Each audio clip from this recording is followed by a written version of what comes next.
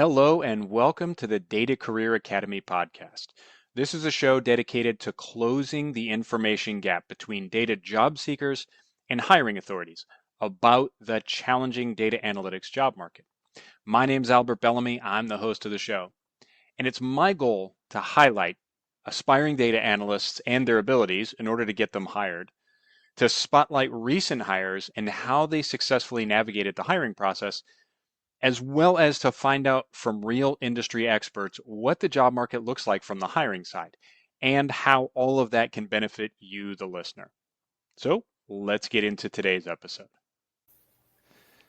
All right, well, welcome to the show, Vicky Torres. How you doing today? Thank you. I'm excited to be here with you today. Yeah, How are me you too. doing?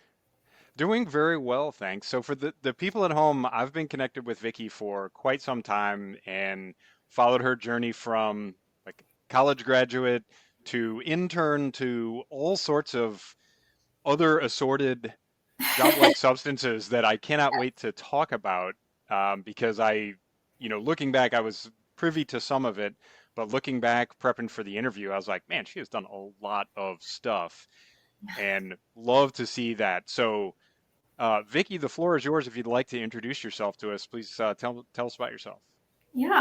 Okay. Well, my name is Vicky Torres. I am an associate media planner at Worldwide for Sony Pictures Entertainment. Prior to being here, a little bit about my educational background. I got a bachelor's degree in information technology at the University of Laverne. And then I proceeded to pursue my master's degree in data analytics with a concentration in marketing. And then after that is when I really hopped on the journey of job hunting and, unemployment and all the good things that we all experience after graduation and not really having any industry experience. And I'm sure the listeners can relate to that if you're in the journey that I was on Yes, they not can. that long ago. We all know that it starts off like feeling, oh, like it's gonna be okay, like it's gonna probably take like a few months. We're gonna get there, and then once you hit that 6 month mark, you start questioning like, what am I doing? You start internalizing whether you're the problem or you're the reason why you're not, landing any interviews. Mm. I'm here to like maybe hopefully walk you through like what I did and inspire you and provide you some tips that can hopefully be helpful and allow you to step into the world of employment and like being in your dream role, hopefully. I love the terms, the world of employment, unemployment journey. I'm sitting here like, we just talked about not taking notes during a conversation. I'm like, no, I got to write this down. Um, Awesome. Well, since you steered it in that direction, this was not the order of the questions that I sent. Just for the viewers at home, I do send tentative questions and then I tell the guest, hey, we're going to go sideways on this right quick. I mean, you took it straight to the unemployment journey and talking about how you navigated that. Let's talk about that. What was that Yeah, like? honestly, and I can really attest to the fact that you're not the only one in it. I Mm, remember, I graduated May 2024. I didn't land my role that I'm currently on until April of 2025. So it was almost a full year of unemployment in the role that I wanted to be in. I did like side jobs in the meanwhile and in between after graduating and being in the role that I'm in today. But, once you hit that 6 month mark, you truly start to like be like, okay, like, am I the only one? Is everybody else experiencing this? yeah. And then kind of just really talking to the people around me who were in the same situation and building that community really helped me a lot. I know that a lot of the people that I graduated with who also got their masters, we were all in the same boat and kind of creating that, I don't know, kind of understanding that you weren't really the problem and that it really is just like this job market. Yeah. It really is not welcoming of people who do not have industry experience. Sometimes it makes you feel like your efforts that you put into your educational career feel futile. Like you're like, okay, well then why did I put so much work into getting a bachelor's or getting a master's if it really weighs nothing in Yeah. the minds of the recruiters or people who are looking at your resume. Um, and yeah, a lot of the people that I graduated with literally didn't get a job until around the same timeline as I did. One of them got it like in April, the other person got it in June. So it was like a year plus of people kind of just like floating around on not really knowing what was going to happen and if their master's was like really worth anything in like helping us land that dream role that we wanted. So definitely kind of like fighting that imposter syndrome while at the same time wanting to be like action driven, not really letting these thoughts get to you. Like for me, I was like, okay, I know I'm feeling hopeless. I know I'm feeling like everything that I'm doing is not working, but I wanted to focus on, okay, but what can I do? What am I doing that is working? And like reaching out to people who were like in the field, like yourself. I would reach out to a lot of people and be like, hi, like, would you mind like looking over my resume? Kind of just getting different perspectives of people Yeah. who are in the industry and have experience in that. Doing a lot of like mock interviews with people and just I attended a lot of like social networking events for with recruiters. And then once we Okay. started talking, they'd be like, "Hey, like, would you be open to doing like a mock interview? Like, I'd always be down. Let me know if you have like an open spot. I'd be more than happy to do a mock interview with you." And just like making sure you are actually investing time in building those networks because more times than not, they're the ones who are gonna vouch for you. And if you find like an open position at their company, I know that personally for me, the only interviews that I ever got came through a referral and they were referrals Mm, with connections that I made through social networking you're events or singing my song now. yeah, or people that I like reach out to through LinkedIn, Yeah. just to like learn a little bit more about themselves. Kind of like the way that I approach reaching out to people to network, like in an online media like LinkedIn, is like don't kind of just dive in and be like, "Hi, would you be open to like interview me or can you look over my resume?" Kind of Mhm. build an organic relationship with people. Be Yeah. interested in what they're doing. Kind of reach out and be like, "Hi, like I've noticed that you're in XYZ field. I'd love to hear more about your experience. I'd love to hear more about your journey." Kind of really be interested in their story because that is what's going to start a conversation that is going to create like an organic relationship and that will lead way to eventually being like them actually offering, oh, like I know you're looking for a job. Yeah. I'd be more than happy to do an interview with you. I'd be more than happy to look over your resume, such and such. So I feel like sometimes a lot of people are so eager to get to that like end goal of getting someone to review their resume or getting someone to do a mock interview that it comes across very transactional. And like a lot of people are not interested in a transactional relationship, you know? Yeah. Yeah, but it can feel like I mean, I love that you touched on the like the panic and the imposter syndrome and that ticking clock. Because it was funny Mm-hmm. when you said, "Hey, when you hit 6 months, like you're very conscious of that." And that's Yeah. so arbitrary. It's like, Mm-hmm. why 6 months? Just because we associate that with a significant date. Yeah. But it's funny that you, I mean, it wasn't funny at the time, I'm sure, but you and all your classmates felt like, hey, it's been 6 months since graduation. What are we doing? Are we failing? Are we the Mm-hmm. problem? So A, awesome that you had a support network. Sucks that you were all still unemployed, or at least the group you're talking about. Yeah. But, how great that you actually had a support network you could talk to and come to a consensus like, hey, all right, we're not all terrible. Like clearly there's something going on here.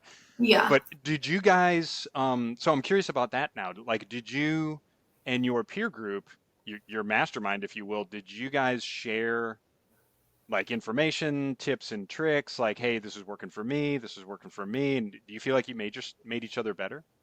Yeah. I mean, I feel like beyond just like the group that I had with the people that or the classmates that I graduated with, I was constantly trying to find communities of people who were also in the same boat as I was. So Okay. I joined co-op. So co-op is a fellowship that is essentially an organization that helps underemployed students or underrepresented communities land a role upon graduation. So it's a free program that you basically sign up for as if it was a job. You send an application and then you get Yeah. interviewed. The interview is very unique because it's a group interview. So you're getting interviewed with everybody else who applied.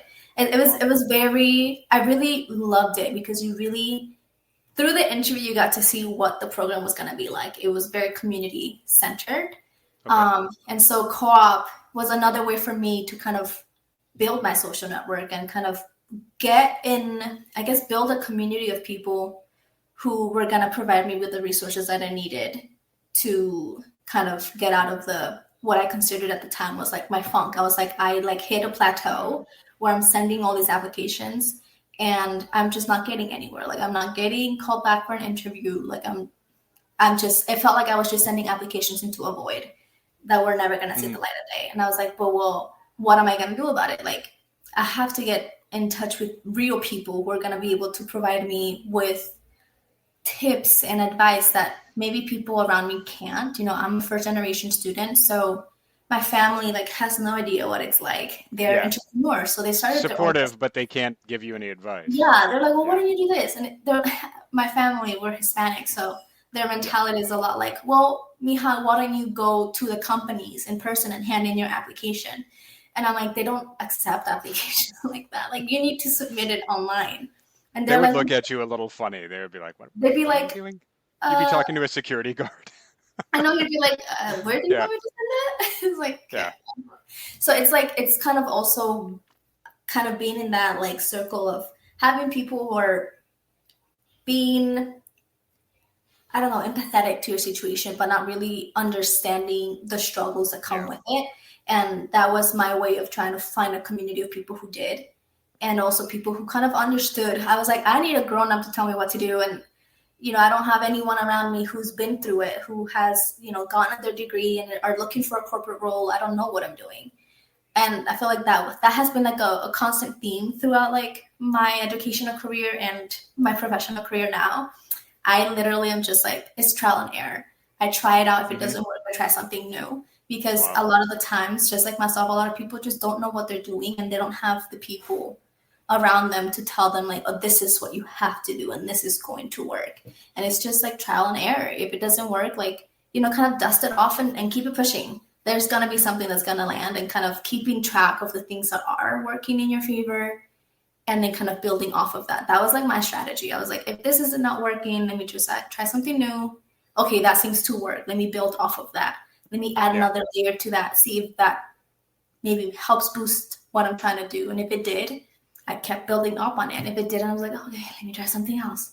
So yeah, co-op was that for me. It basically is a 4-month program. It's a 16-week program that trains you in different industries or different careers. I believe it's data analytics, digital marketing, and finance. Okay. You get to choose the field or the track that you want to be in. And it's basically just classes. Monday through Thursday, you sit down from 6 to 9 p.m. And they're walking you through basically the most essential skills that you need to land a role in that career. And they provide like a lot of career coaching, a lot of they also provided about a lot of emotional support. We had a lot of workshops of people just coming in and dealing like how to deal with imposter syndrome, how to deal with microaggressions in the workplace, kind of a lot of these things that you didn't even know you needed to prepare for. But I was like so thankful that I, you know, got to participate in all those workshops because it validated what I was feeling internally and kind of in my head thinking, oh, like maybe it's just me. Like I'm just the problem. Maybe I really just don't have what it takes to land a role in the industry that I want to be in. And then them kind of vocalizing that and being like, yeah, this is what we all feel. And then everybody in the chat being like, thank God I'm not the only one. Yeah. We're like, yay, okay, so we're all feeling like super bad about ourselves right now. Yeah. I'm so glad you said the name because I was totally going to ask you about Coop. So co-op, got it. I was today years old when I learned it was called that. So you recommend that to other people? Obviously, that was a Absolutely. big benefit to you. Okay. Oh my gosh, the role that I'm in right now, I got it because of co-op. I didn't apply for this role at all. It wasn't an application that I sent in. A recruiter reached out to me saying they had seen my resume because co-op basically has like a very big like network of companies that they kind of work with. At the end of the program, you fill out like an interest form, basically, where you list out your skills and the kinds of industry and roles that you'd be interested in. And my guess is that they send those out, and those are available for recruiters to look at. She like reached out to me and she's like, hey, saw your resume. I know that you're looking for data analytics roles, but I have this role as an associate media planner that I feel like you'd be a great fit for. Let me know if you're interested in hopping on a call and chatting. And I was like, of course, I'd love to. And that's like kind of what started the ball rolling for the role that I'm in right now. Wow.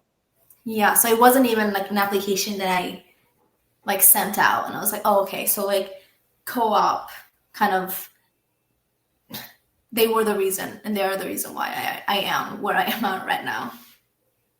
Awesome. Cool. So, okay, so you did co-op. That's what set you up with the referral. So I'm curious, and I don't know if this is painful for you to go back to, but what was your application strategy looking like? You said it bore no fruit, but what Yeah. exactly were you doing? I think in the beginning when I like just graduated, it's like the typical standard, oh, I'm looking for jobs, probably like on LinkedIn, kind of using that as like a little searching tool to Hmm. find the open roles and then just sending in the application. That was it. That was the extent to my strategy. Okay. Finding roles, sending my application, and then calling it a day. And Yeah. then I think like 2 months in, I'm like, I'm just wasting my time. Like this is not doing anything. How do I even know people are actually looking at my resume? And that was so. Let's say I graduated. Yeah, I graduated May. I think by August, I was already doing co-op. So by then, I was like, okay, hold on. Just sending applications doesn't work. I started applying and going into like online recruiting events, kind of like anything Okay. that I saw data analytics related, where they were having social networking, like helping new graduates land their dream role. I was like, I'm signing up. And that is how I like started meeting people. And honestly, that's how I started getting referrals. We start talking, I tell them about my journey, like my educational journey, my goals, my aspirations for like what I wanted to do. And they'd be like, oh my gosh, send me a connection on LinkedIn. So I always made sure to like follow up with everyone that I met. Be like, oh my gosh, it was such like I really loved getting to talk to you today at Yeah. the at blank blank blank event, so they know like where they met me. Um, and then being like, I would love to continue our chat. Like, would love to hear more about your journey, how you got to where you're at. And that's how kind of I started the conversation, and we'd just be going back and forth, them telling me about their own journey, things that they did, and then kind of bringing up that conversation of like, would you be okay with like reviewing my resume? I think that's when I started having people take a look at my resume. Hmm. Up until that point, I didn't know kind of like you had to tailor your resume to each application that you're sending out. I was just sending out the same resume to like everybody. And that's when they were like, well, are you tailoring your resume? And I'm like, no, I'm not. And then they're like, okay, let me walk you through how to do that. Hmm. That's when I started tailoring it. And then when doing that didn't work, I was like, okay, so tailoring resumes still doesn't work. So what am I gonna do now? Then I applied to be a member of like rewriting the code. Again, it's another way that I try to like build a community and again finding a place where I could be granted resources to like reach out to people who are recruiting and actively looking for people to like fill in their roles. Yeah. Rewriting the code again, it's for more like data analytics, like STEM centered roles where it's Yeah. helping women, like the underrepresented group of women, be able to have that connection and have the resources that they need to be able to land a role in STEM. And that is kind of where I ended up having a lot of the recruiting events that I attended. They do like a summit, I think twice a year with like a bunch of companies. Like I'm talking like Amazon, Bank of America, like Oh, big cool. companies that like Yeah. partner with them and they attend these events where essentially after because it's like a whole day event, like it's from like 9 to like 3 or 4, where they're having like workshop moments, and then on top of that, they're having like little groups of people meeting one on one with a recruiter and Awesome. talking about themselves and then being able to build that connection. I think just like doing all of that and seeing what worked and what didn't, that is where I ended up getting a lot of my referrals, which is what ended up helping me land interviews. Yeah. Literally, I feel like the only interview that I ended up ever like going on was as a result, like a direct result of me having a referral attached to my application. Yep. All of the other ones felt like, well, they probably saw it and rejected it like as soon as it hit the bank. Like as soon as it went into their inbox, the TSA filter probably just like filtered out my resume. So yeah, it's like again, you then end up in a place where you start to feel helpless. You're like, Yeah, there is because nothing there's that no feedback. helps. Like if you got a Exactly. rejection, like that would be one thing, but yeah, it's you're like in a vacuum. I think you said that Hmm. earlier. Yeah. Literally. Yeah. Okay, so how many interviews did you wind up going on? I think I ended up doing, and this is sad, 4 interviews in the course of the year that I was unemployed, which I'm like, okay, like out of, and I tracked the amount of applications that I sent out, like built out an Excel sheet, like as soon as I started, Yeah, um, that's where I'm awesome, by the way. literally like just tracking what, because I'm like, I can't keep in my head knowing what I'm sending out. Kind of Yeah. also, that was kind of a way that I was tracking also what am I doing that's working. Hmm. Because if I change my strategy, like this first 2 weeks that I'm doing this one thing that I'm trying out, am I getting any callbacks for this specific strategy that I'm trying? It was kind of my way Yeah. to keep my thoughts organized and seeing what worked and what didn't. Um, I think I sent over 1,000 applications Okay. and only got called back for 4, and that was because I had a referral of people like in the back end being like, "I vouched for her. She's good. Give her a chance." And so Yeah. it just, I think that just really portrays the kind of job market that all these students are facing and why it's so difficult. People are not wanting to hire people who have no industry experience, but that's a very hard thing to ask for people who are spending all their time trying to build also a degree that you want them to have, you know? Yeah. So it's like, Well, so that's curious. I mean, you highlighted earlier, in hindsight, did the master's degree help I feel like it helps once you're in the industry. I don't think at this point, the you? way Okay. that the market is right now, I don't think it helps you land a role. It helps you maybe get promoted. And I think that is, as I'm like experiencing the corporate world right now and just kind of observing how things happen, seeing my master's and my educational career as a way that's going to help me get to where I want to be. But I don't think, as of now, I'm like, it didn't help me land the role that I'm Yeah. in right now. It's Do you helping feel me, like, okay, so it wasn't a ticket in the door, obviously. yeah, Do you feel like the things that you learned are actually useful to you? yeah, absolutely. Okay. Even in the role that I'm in right now, which has nothing to do with data analytics, because it's a media planning role, Yeah. there is a lot of data analytics that takes place in the role regardless. Yeah, so And see, a I was gonna circle back to that, but you hit it already. Yeah, don't say it's not a data role just because it doesn't have data analyst in the it doesn't title. Yeah. exactly, and that's I think the thing that got me. One of the things that I Hmm. ended up realizing as I was applying, that I was like so tunnel visioned into only applying for data analytics roles With it that in the title, that you weren't yes, looking at things that were, I wasn't contained the looking work that you at wanted to like do. ways that other roles could help me build the skills that I need as Yeah. a data analyst. I was literally, it was just a tunnel vision. I think it's something that we kind of all like after college, we're like, well, I studied for this, so Hmm. logically I'd look for roles that are that such and such title. So for me, I was like, I was looking for all the alternatives of like something that had analyst in it, Hmm. like marketing analyst, data analyst, like risk analyst, like anything that I'm like, okay, I'm looking at the description, I think I can do it, I'd apply for. Once I started opening myself up for the possibility of why don't I just look for roles that have my skill set but aren't Yeah. particularly, don't have the title that I'm looking to have. That's when I feel like a lot more doors opened up for me. Like I feel Yeah. like that is when I started to actually get called back for interviews or even just like get a response back from like recruiters. So I think that is one thing that I do want to like tell people.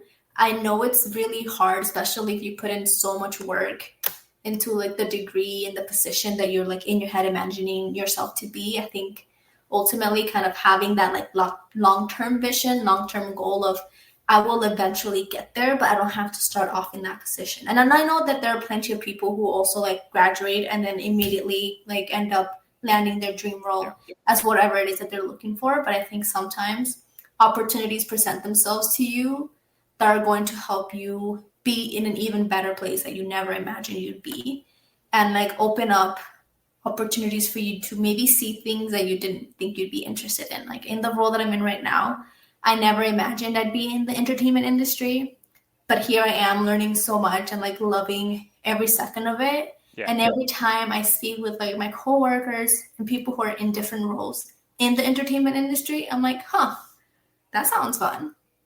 That sounds interesting. Yeah. Kind of just like it's opening up my eyes to being like, it doesn't have to just be a straight up data analytics role. There are so many ways in which the analytical skill comes really in clutch with different kinds of roles. And I'm seeing it with my role that I'm in today so much. Like we do so much data analytics, especially because we're, building out a plan for our client and kind of letting them be like, hey, so this is what we recommend and this is why we recommend it. Like we have to have data to back up what we're recommending and being like, hey, based on the last few campaigns, we're seeing that this specific vendor is actually rendering a lot like higher ROAS for what we're trying to get. And kind of everything that I learned in my master's, kind of understanding the scope of your project and then gathering the data and really analyzing the data to correlate with what specifically it is that you're looking for and building out that storytelling, which is like primarily what we do as planners as well. Like we're storytelling to our client, like this is what we're doing and this is how we're going to render the results that we really want to get. I don't think I would have these skills if it wasn't for my career, like my educational career at all. And it is feedback that I've received from like my managers and my boss, like, hey, we love this, like keep going at it. Like, we know you have a master's in data analytics and it shows in your work ethic, and honestly sets you apart from the other associates that we've had in the past, because we're able to see that you're really leveraging your data analytical skills in this role, and it's really helping set your work apart. Yeah. A couple of things that I wanted to highlight just from the stories that you've told so far is, I mean, I love the kind of grind culture kind of gets a bad rap now. But, I'm not talking about like people coming to work on Saturday and, posting about how hard they're working on LinkedIn. But like you talking about like you didn't just like headbutt the front door over and over again for 6 months doing nothing. You immediately, like, you did it for a little while. You did it for long enough to sit there and take stock and say that this is not working. Yeah. And then from there, you said, okay, well, what other approach can I take? Mm-hmm. And you started looking for other avenues. So you found co-op, you found rewriting the code, you found all of these different ways that you could spend your time and energy other than just reinforcing failure and continuing to spin on the hamster wheel. Yeah. Where does that, and that's obviously something that's just genetic to you, because I'll be honest with you, I don't see the majority of the people in your position doing things like that. Where does that come from? Like, what is that just ingrained in you? Like, I mean, it has a lot to do with my upbringing as well. Again, I'm a first gen. I'm from the Latino community, and we grind. Like, if something doesn't work, we grow up with the action-driven mentality. I get it. I truly, as someone who was in the same position as you were, being in that position of feeling hopeless and kind of being like, there's nothing that I'm doing that's working. And what's the point of me trying so hard if it feels like nothing, it's worth nothing. Like I'm working so hard. It feels like you're in a hamster wheel running, and it's like, it doesn't matter how hard I run, I'm in the same place. So why am I working so hard? And there were moments for sure where I was like, whatever, like I'm not gonna do anything. I'm just gonna, whatever. I'm gonna stop.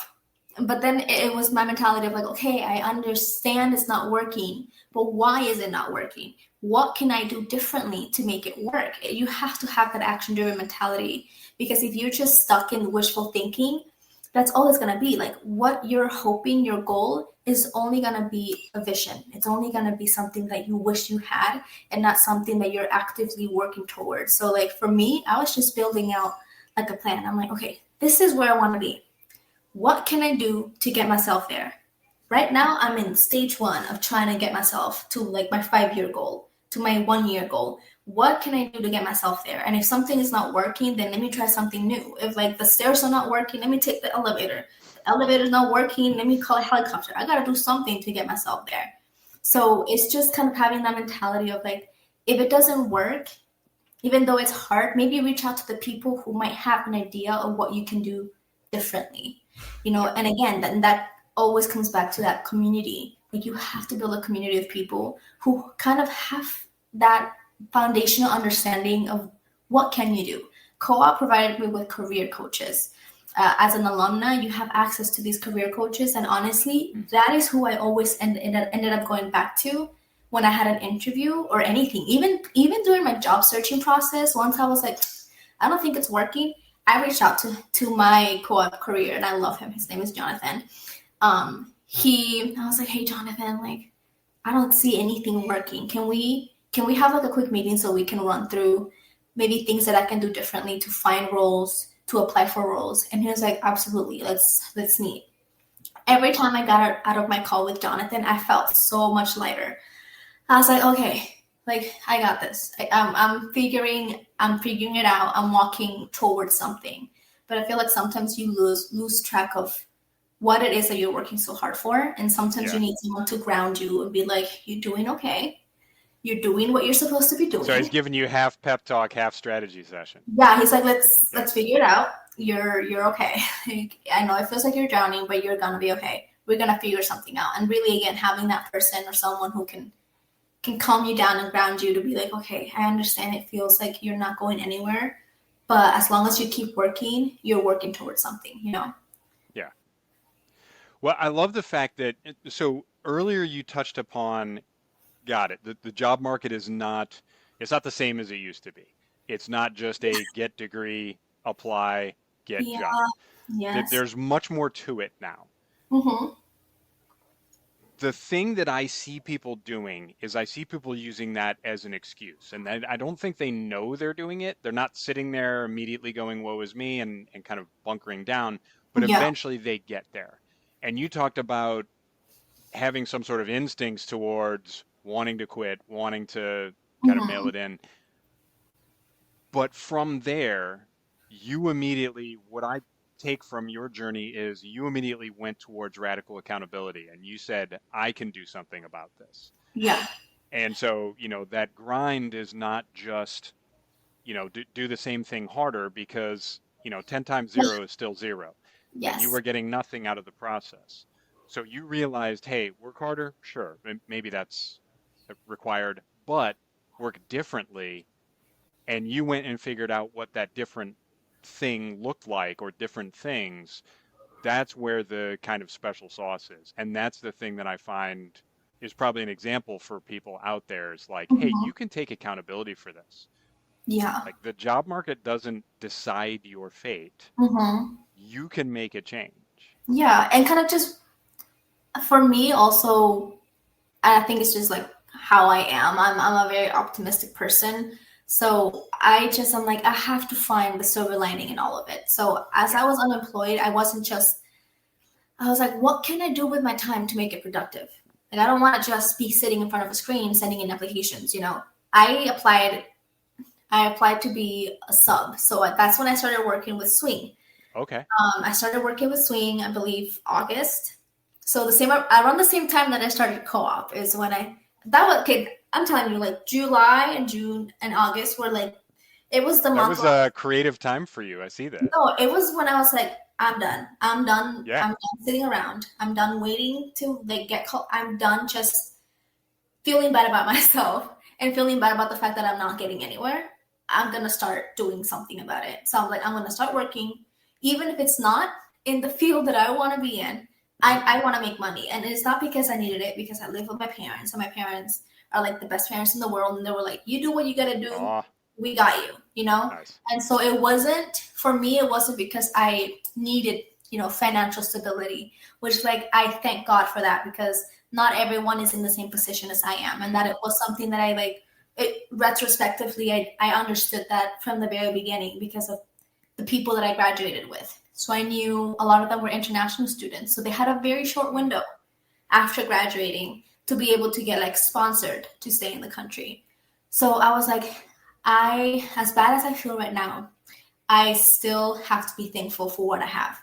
And I have to look at the silver lining. Right now, I don't have to work, but I want to work because I also don't want my resume to have like empty spots of like, okay, well, what were you doing between this time Mm. and that time? Yeah, And absolutely. that is why I looked into co-op as well, because I was like, my resume needs to show how action driven I am, and how I'm Hmm. not just sitting around like sending in applications. Because very early on, I realized it wasn't going to be easy to land a role. And I was like, if it's going to take me 6 months or a year to land a role, I want to at least be able to show that gap between finishing school and landing my first role to be productive. So someone who's looking at my resume is going to be like, oh, well, she graduated May, August, she started co-op. And co-op is literally just, it's like a program where it's a boot camp that you're doing to help Yeah. you build your careers, career development. So I was like, I need to also have recruiters see I'm not just sitting around waiting for the job to like land in my lap. I'm not just working toward that one thing. Like I'm really diversifying my resume, if you may. Yeah. And that's also why I applied to swing. It gave me that like freedom to be able to work from 8 to 3, like the normal elementary school hours. And then from 3 to like 6, I had to kind of work on sending in applications and on co-op materials that I needed to work on. From 6 p.m. to 9 p.m., I worked on co-op, and then I went to bed and I woke up the next day and started all over again. It was just doing something to make sure that I was being productive with my time Yeah. and making sure that my efforts were kind of leading me somewhere. Well, and I guarantee that first of all, that extra effort was noticeable. I know having reviewed your resume, which that was another thing. You volunteered as soon as we were doing a show, and it's like, hey, we're doing some resume thing. I think it was when I was still doing that project with Maven, Mm-hmm. and you were one of the first to be like, yep, I'm in. Yeah. And so you were out there volunteering, and that's just, I mean, you're just creating energy around you as far as I'll do this, and I'll do this, and I'll do Yeah, that. And you never know which thing is going to open up an opportunity for you. And it exactly. may not even be that thing. It may be the thing like, I pull Vicky Torres' resume up on my show, and there may be someone else watching that who says, hey, that looks like a skill set I can use. Like maybe I'll call her to come in for an interview.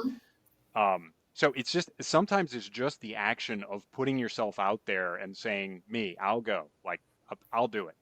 Yes. That then opens you up to the opportunity that eventually becomes yours and becomes your full-time employment.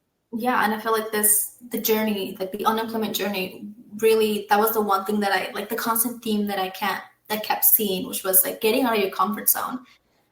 Even just my education and career, I started building onto that. I was a very shy, quiet, in the back Can't of see the that. classroom, never raise my hand kind of girl. And Wow. I mean, Okay. it also came as a result of me like, I was born in Ecuador, so I moved into the States when I was 10. Okay. So, I had to learn the language and grow accustomed to the culture.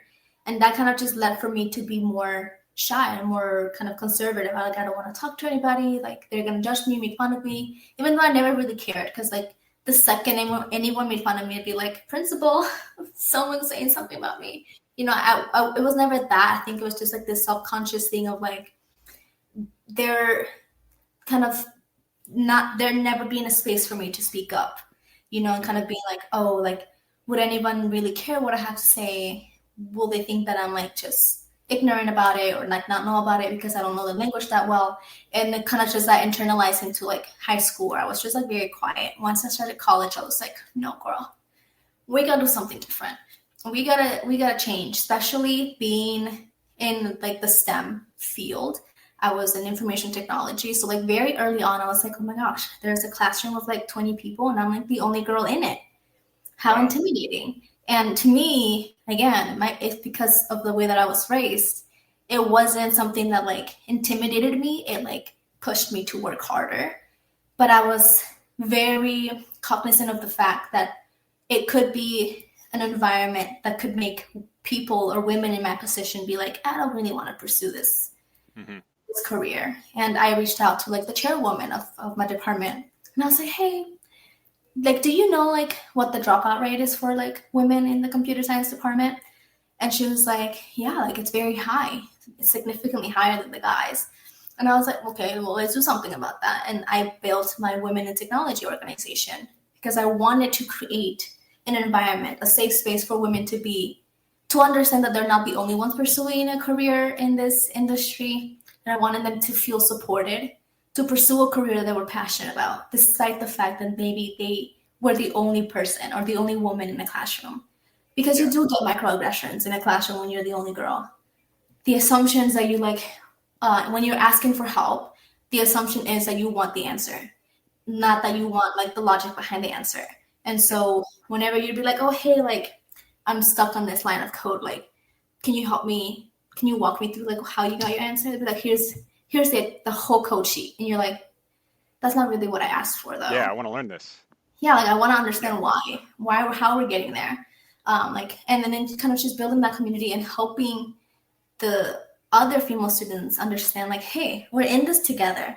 And then providing them with a lot of career resources. Like I hosted a lot of workshops, a lot of mock interviews, kind of providing them with the resources they needed to be successful outside of the classroom, and kind of just building that. So for me, it was like, if you don't see it happening, something that you want. For me, it was like that space where anyone can feel comfortable speaking about what makes them uncomfortable. Anyone can just bring up their concerns, their aspirations, their dreams. Yeah. I wanted that. And I was like, it doesn't exist, but just because it doesn't exist doesn't mean we can't make it happen. So again, is that like that action-driven mentality of let's make it happen and let's see what comes out of it, Yeah. Feels like we could do a whole nother podcast episode. Just I kind of, I remember looking at your profile and seeing like, okay, yeah, women founder and president. Okay, cool. And I was so focused on the employment and the education because that's what I know about you. Yeah. That when you talked about that, it's like, man, that's impressive. Like we could do a whole nother podcast on that. Maybe we'll someday. I'd love to. Oh my gosh. Yeah, we'll do a return engagement. It's a passion thing that I like love, and it's. Are you still working on that? After I graduated, I was still in contact with. I trained after leaving the torch. I was like, let me pass on the torch to someone who was equally as passionate about the purpose and the mission of the club. And I'm constantly in contact with my chairwoman of the department, and we're constantly just talking about how much it's grown since I started. Wow. Like now, I think we're like at 100 members, and because it's not just the women, the technology women, and at the university, it's like all women. Anyone pursuing a career. We have people from the biology department, from the sociology department, from the political science department. It's become like a community.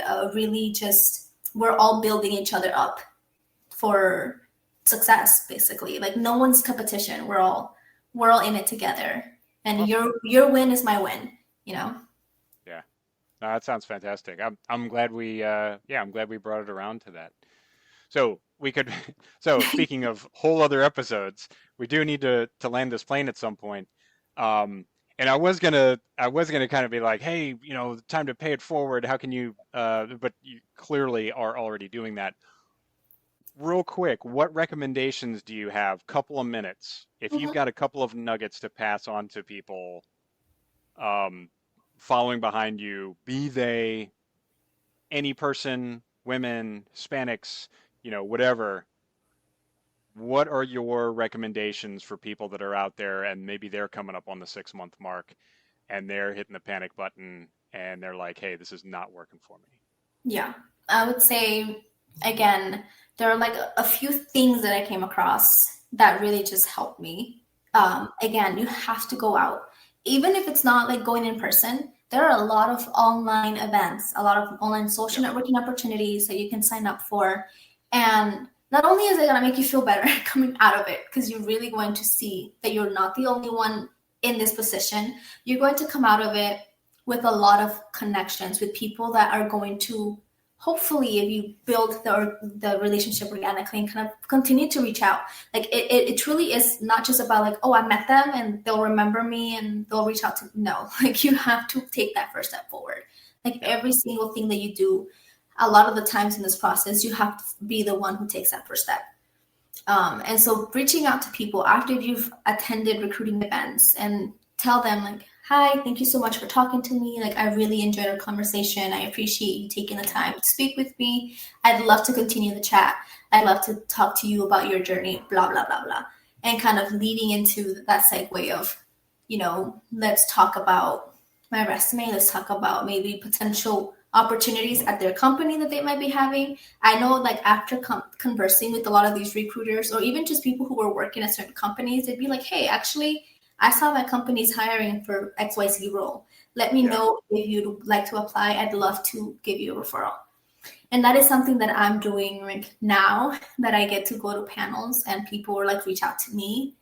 And kind of being on the other side, on the other end of it, I'm like, oh my gosh, like, yes, you're working so hard. I'd love to be able to be that step that can hopefully get you a tiny bit closer to whatever it is that you're hoping to get out of it.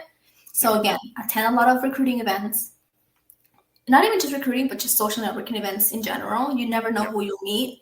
Like Albert said, there's so many people that you end up meeting, and you never know who might be like the key to that door that you're trying to get opened. Really tailoring your resume, kind of taking a outside look of your resume and being like, if I didn't know anything about myself, if I didn't know myself the way that I do, what are the key storytelling things that you want to make sure that stands out to recruiters? Yeah, And conveying then, value, speaking their language, absolutely. yes, like really just like getting into their headspace. And because again, they're only looking at your resume for like a minute max. So you really want to make sure that what they're looking at is really you want to make sure that what they're looking at is what you want them to remember about you. It's like, okay, I want them to know that I did this, and that. So make sure that that's at the top of the page, and that it stands out to them. Because the way that I'm looking at, we're hiring at my company right now, and it's a quick process. Sometimes it's. Are you involved? No, I'm not involved. Oh, okay. But I'm seeing, literally was announced like maybe a couple weeks ago. Oh, we're gonna like add on to the team, and starting last week, even that same week, we were already having interviews. So it's a very fast process where they're trying to get people in and really vetting everybody out. And I'm like, oh my gosh, that's how quickly everything goes down. Like a position opens and 2 weeks later, they're already like onboarding. So it's really you hopping onto the opportunity as soon as it comes up. What was the other thing that I was, oh my gosh, there was one thing. It was not resume related. You'll think about it once we're done. I'll remember it when it comes to me, but it was. It's all right. We'll include like a supplemental note or something. Yeah, I'm like, what was it? Because I'm like, I know that I think we got a bunch. I mean, you fired off like 4 or 5 like, magic bullets right there. Those are great. Yeah. I felt like I was writing some of those. I was like, man. Well, I'm glad. I'm hoping that's, I think, the one thing that I like always hope to provide for people when I do these kinds of things, whether it be like panels or just like a podcast. Yeah. Oh yeah, because we've all listened to so many panels. Yeah, and it's like exactly. Just hoping that like someone got out of it and being like, that one thing she said. Yep. I'm gonna do that, and hopefully that helps you out and really allows you to like, what's the word, like steer gear wherever it is that you want to get. So yeah, just attend a lot of social networking events. Really like take a personalized look into your resume. A lot of, oh my gosh, this is a thing. Practice interviewing. Honestly, yes, you have to practice interviewing. We have to do like a whole other. Don't wing it. Don't like just go in and be yourself is the worst advice ever. Definitely go in and be yourself. Yeah, like rehearse your answers. But be prepared. We'd have to like do another thing, strictly going into like interviewing techniques, because the way I went into like everything interviewing related, that's a whole other thing that we have to talk about, because there's a lot that you need to think about when it comes to interviews. And co-op taught us a lot of strategies and a lot of techniques to keep in mind when you're interviewing. I had my sister be like, okay, girl, like, here are questions, let's run to it. You have to have someone who like is comfortable giving it to you raw, because she was like, no, you're talking too much. And not be worried about your feelings. Yeah, because I was like, just do it. And your feelings will get hurt. Like, I was mad offended, but it helped. Better get it hurt in rehearsal than hurt in the interview. Exactly. So I was like, or just nobody says anything to you and you just don't get the job. Especially because when you're interviewing for jobs, you don't get feedback. You just say, oh, sorry, like, we've decided to move on with other candidates. And that's it. They don't tell you could have done this differently, you could have done that. So it's basically just you psychoanalyzing yourself and being like, what could I have done? What could have I done differently? Where can I improve my interviewing skills? So reaching out to people that will help you do mock interviews. I do that all the time. Like anyone who reaches out and they're like, hey, I'm like, let's hop on a call. I'd love to do mock interviews with you because I've been there, Yeah. and all the feedback that I got with having mock interviews with not just industry professionals, but even just people who are close to you who will tell it to you straight helped me significantly with my interviewing skills. Because I know when I spoke with the people who ended up hiring me and like my teammates, and they're like, yeah, like your interviewing You're skills were polished. like so great. Like it was very Yeah. polished. Like you spoke very well, and you never like just like yapped. It was always purposeful. Like what you were saying led somewhere, Yeah. which like ended up hooking us in. So yeah, we definitely have to do another podcast just strictly about like Absolutely. interviews, because interviews is a whole beast besides just like sending in applications. That very I have important. all these questions about interviews that we didn't even get to. So yeah, we definitely need to do a 2.0. Yes, I'd love to. But It's a lot, you guys. It's a lot. it It's is. a difficult journey, but it's gonna be worth it. When I tell you the amount of times that I cried going to bed, being like, "This, I'm not going anywhere. I'm literally just gonna end up working for whatever like gives me money, because I'm not gonna be Mm, in a role that's gonna the make me Joe feel job. fulfilled." Yeah.